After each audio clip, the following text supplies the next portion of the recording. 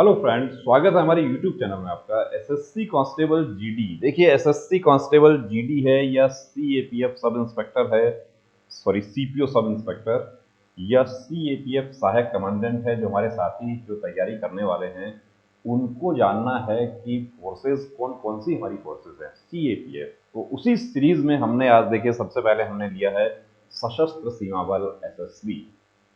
पहले नाम क्या होता था? स्पेशल सिक्योरिटीज ब्यूरो होता था, special services bureau. Special services bureau in May 1963। कुछ आपके जो ट्रेड वगैरह के जो एग्जाम होते हैं उसमें ऐसे क्वेश्चन भी पूछ लिए जाते हैं कि एसएसबी जो है इसकी स्थापना कब हुई थी। तो एसएसबी की एक्चुअली स्थापना जो थी वो 1962 के चीन आक्रमण के बाद में हुई थी। मई 1963 में प्रधानमंत्री कार्यालय के अधीन ये आता था और 2001 में ये आ गया मिनिस्ट्री ऑफ होम अफेयर्स में, और 2001 में इसको एक leading intelligence agency for Indo Nepal and assigned, यहां पर देखिए 2004 में इनको इंडो भूटान बॉर्डर भी दे दिया गया। एसएसबी क्या काम करती है, जो भी हमारी फोर्सेस हैं वो क्या काम करती हैं, तो यहां हम आज पहली बार एसएसबी का जो है उसका डिस्कस करेंगे कि सशस्त्र सीमा बल।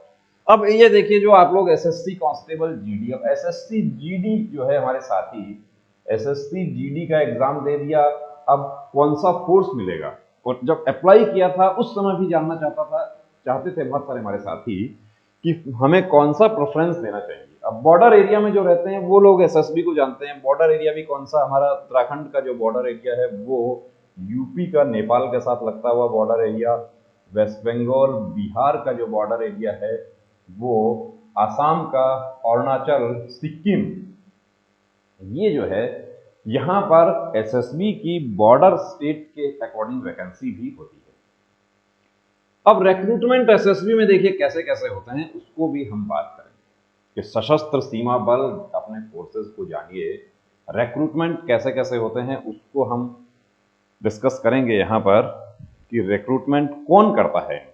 तो रिक्रूटमेंट की आप एसएसबी यदि आपको ज्वाइन करना है तो आप कौन कौन सी पोस्ट के लिए कर सकते हैं, और आपकी जो रिक्रूटिंग एजेंसी है वो कौन सी होती है। तो सबसे पहले तो देखिए यूपीएससी के थ्रू होता है। यूपीएससी के through assistant commandant direct country जो है वो साल में एक बार एग्जाम होता है यूपीएससी का असिस्टेंट कमांडेंट, और एग्जाम में जो नोटिफिकेशन एक साल में आता है, जैसे यूपीएससी का जो एग्जाम हर साल होता है वहां आप ग्रेजुएट आपको होना चाहिए, जिनका ग्रेजुएशन कंप्लीट है वो यूपीएससी के इस एग्जाम में आप अपियर हो सकते हैं।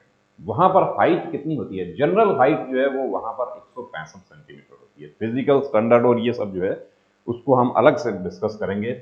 इसके अलावा एसएससी जो है वो कौन से रिक्रूटमेंट करती है? एसएससी करती है एसआई जो है उसका जीडी, डायरेक्ट एंट्री और कांस्टेबल, ये एसएससी करती है। इसके अलावा एसएसबी खुद भी अपनी भर्तियां करती है। एसएसबी अपनी खुद जो भर्तियां करती है वो कौन सी भर्तियां, देखिए वहां पर असिस्टेंट कमांडेंट वेटनरी, जो बीबीएमएस जिन्होंने किया है वो वेटनरी से जो ग्रेजुएट हैं वो असिस्टेंट कमांडेंट वेटनरी डायरेक्ट जा सकते हैं। असिस्टेंट कमांडेंट एलडीसीई, आप सब इंस्पेक्टर आपने ज्वाइन किया है, उसके बाद एक निश्चित ड्यूरेशन आपका सर्विस का होना चाहिए, आप असिस्टेंट कमांडेंट बन सकते हैं LDCE, limited departmental competitive examination. SI GD 3 साल की सर्विस के बाद में हमारे जो कांस्टेबल और ट्रेड्समैन हैं वो एसआई जीडी का एग्जाम देकर एसआई जीडी बन सकते हैं। SI ministerial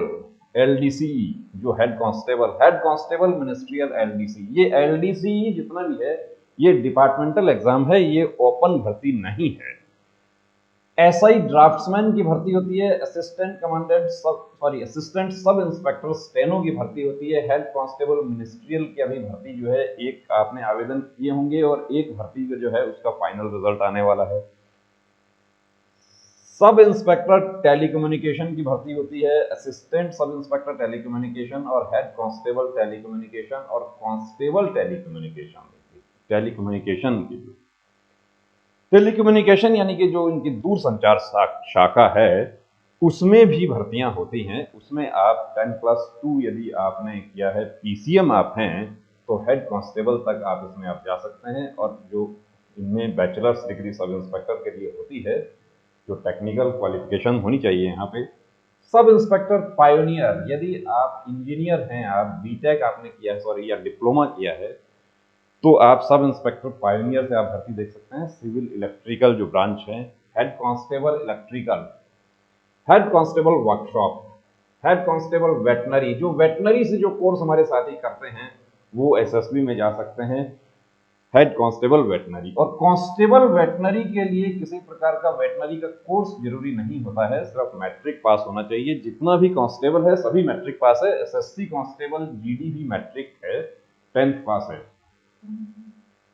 sub inspector staff nurse, nursing से कोर्स किया है। एएसआई फार्मासिस्ट, फार्मा से यदि आपने किया है तो एएसआई जा सकते हैं। एएसआई फिजियोथेरेपिस्ट, देखिए फिजियोथेरेपिस्ट जो हैं हमारे, वो भी वहां पर होते हैं पैरामेडिकल स्टाफ में, हॉस्पिटल स्टाफ में।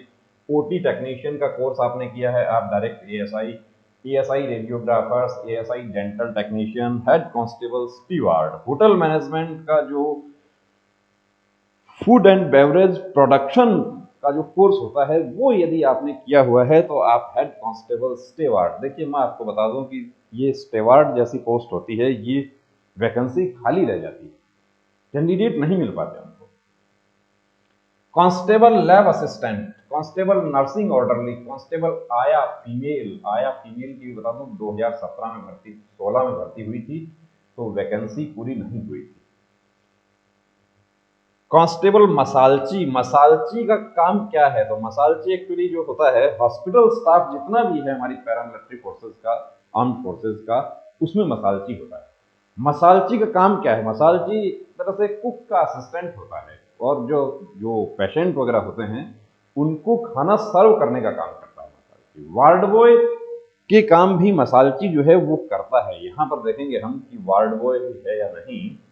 Constable table boy, table boy जो है वो भी हॉस्पिटल स्टाफ में है। कांस्टेबल ड्राइवर्स के हमारे बहुत सारे साथी जो हैं उन्होंने आवेदन किया हुआ है और इंतजार कर रहे हैं कि कब फिजिकल होगा।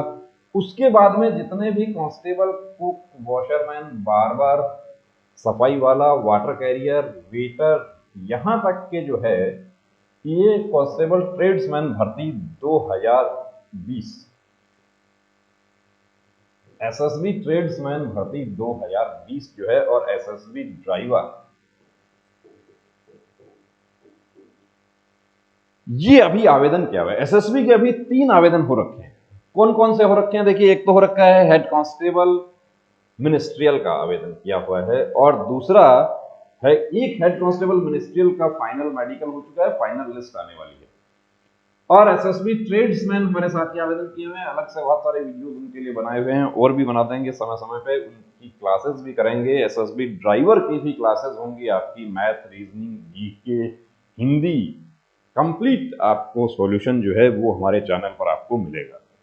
कांस्टेबल मेशन, कांस्टेबल मेशन की भी भर्ती होती है। Carpenter, painter, plumber, black Smith, लोहार की भी भर्ती होती है। कांस्टेबल टेलर, कांस्टेबल कॉबलर और कांस्टेबल गार्डनर। देखिए ये जो है, लेकिन ये भर्तियां कैसे कैसे होती हैं, इनका क्या शेड्यूल है, तो मैं आपको बता दूं कि 2010 में बहुत ज्यादा भर्तियां हुई। उस समय कांस्टेबल वेटनरी भी हमने देखा कि कांस्टेबल वेटनरी कहां गए ये। अब ट्रेड्समैन की भर्ती जो 2020 है, उससे पहले 2016 में भर्ती आई थी। असिस्टेंट कमांडेंट की भर्ती देखिए हर साल होती है। ऑफिसर की भर्ती हर साल होती है। सीपीओ एसआई, सीपीओ एसआई जो है वो भी शेड्यूल तो हर साल का ही होता है, लेकिन कभी कभी क्या होता है कि 2 साल में आ जाता है।